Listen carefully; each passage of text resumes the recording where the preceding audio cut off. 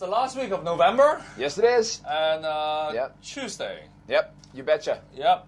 The political scene is a bit quiet. A little This quiet, week. but sometimes that gives you a chance to see some of the nuts and bolts of things that make our society run. Okay. And we can take a closer look at some of those things. And today I want to talk about Bob the Builder. Bob the Builder. Or more like Bob Wong the Builder. Oh. Okay? Bob the Builder is such a westernized concept. Well, it's a kid's thing, right? It was my kids were Yep. too old for it already. Like really, and my girls, and they weren't all that interested in all that. They were like Barbies and all that. But yeah, Bob the Builder, But in Hong Kong, we got the construction industry, Yep. which is huge here. And everybody in the last couple of months, especially, has been identifying the fact that the size of people talk about the labor force in Hong Kong shrinking. In construction, it's like times 10. Oh. Right, the industry is aging. Young people don't want to go into it. Like I said a couple of times before, they'd rather be unemployed white collar than be employed doing blue collar. That's the new culture, right? So you got guys in the construction industry, and they're getting old, and the government's going to make it even more difficult to make sure you got the right people at the right time. But they're going to try to fix it even as they try to. So what's going on is they're introducing new rules regarding certification of construction workers. If a construction worker comes onto a site, he's got to be certified. He's got to show that he has skills, he knows what he's doing, which is fine and everything, but every time you introduce licensing, you start to restrict the pool of people that can actually show up and do the job. Yeah. And in an industry like this, which is already suffering from a declining Yeah. workforce, this is problematic. So, okay, now... So what's the problem here is Yeah. you have a shrinking workforce. Yeah. Where young people doesn't want to get into the industry. Right. So possibly Yeah. they are illegal workers. Well, That's why they they're not want to restrict Yeah, they're the not- licensing, isn't it? Well, you talk about illegals coming in like from other places, Yeah. but what they do is they take legitimate workers and make them illegal by all of a sudden requiring they have a certificate they never had before. Now, of course, the people the powers that be and the people that sit in committees are aware of this problem, so they've tried to build in some remedies. Okay, so number one, grandfathering the system for older workers. So if you can show you've been a construction worker for 8 years in one category, 10 in the other, they'll basically say like, you pretty much know what you're doing. Here's a card. You're good to go. Okay. Right? So they're not going to make it so a guy, because you see this in Australia was notorious for this. They brought Yep. a system. You guys like, I've been in business for 30 years in construction, and now you're telling me that I can't do the job, and some guy who just finished a course can? Yep. And they had huge problems with it. They had a guy who went to jail for building a fence. He'd been in the business for 30 years. Yep. I mean, it was just ridiculous. So Hong Kong, we're probably not going to go down that road. So exemptions, they're called grandfathering. It's grandfathering for grandfather, right, for the older workers, all right? So that's one thing. But they're also going to make exemptions for small-scale projects. So if you need a guy to come and, like, fix a stair, you know what I mean? It's not like he's building a skyscraper that's going to fall over if he's not qualified. Guys come in and do a little something here, a little something there. You can get an exemption. Again, it's mafan, it's paperwork, which, is not very Hong Kong, but it seems to be becoming more and more Hong Kong.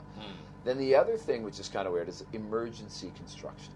If there's an emergency project, something has to be done in a hurry, you can say, hey, we don't have time to go out and find 25 qualified workers because we've already got a huge shortage. Because the building is falling apart.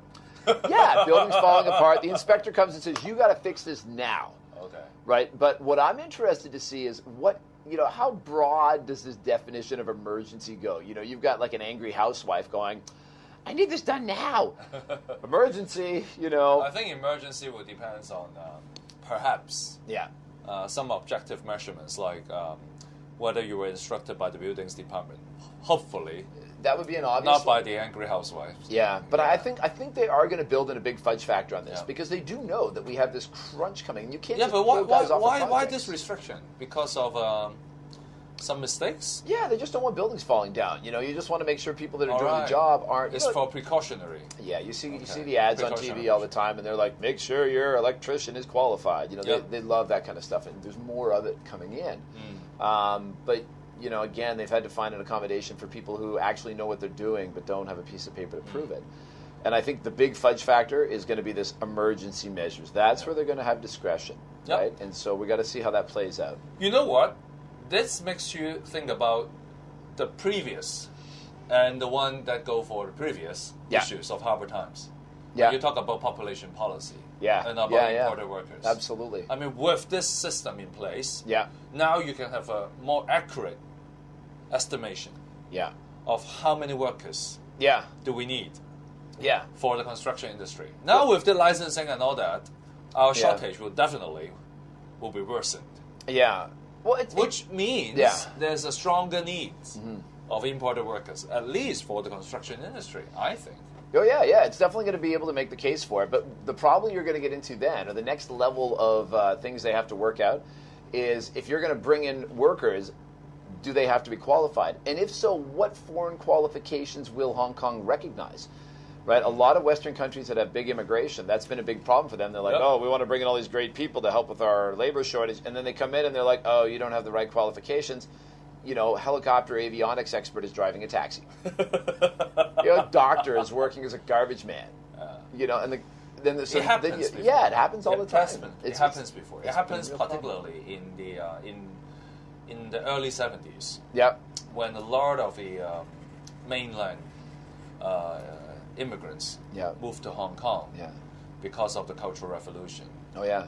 And a lot of them are nurses, doctors, and the colonial government just did not recognize them, and they have to become truck drivers, or even black market, or work underground. One of my former colleagues, Indonesian, his family's Indonesian Chinese, and his mother was a gynecologist, and this was back in the days when people, when Hong Kong still had big corruption problems, couldn't get in the hospitals, and she basically worked illegally. Helping people deliver their babies, and then until the police came and busted their family and were in their house and arrested his mother. And I mean, this guy had bred a lifelong just fury at government and regulation. I would rather have a proper system in place for imported workers. So I think this system may have a positive side of forcing the people to really think about imported workers. Oh, we're going to have to think fast to deal with these problems. All right. So let's pick. You said grandfathering the grandfather. Yes, grandfathering. So grandfathering. Okay. So grandfather is a noun. Grandfathering is a verb. Yes. It's good to learn this word. It is a good one to know. It's a good word to learn because you always heard about grandfathering in policy making. It's a public affairs word. Yeah, it's a little bit of a shortcut to make certain public policies possible. All right. It's a good one to know. Good. All right. Thanks, Vincent.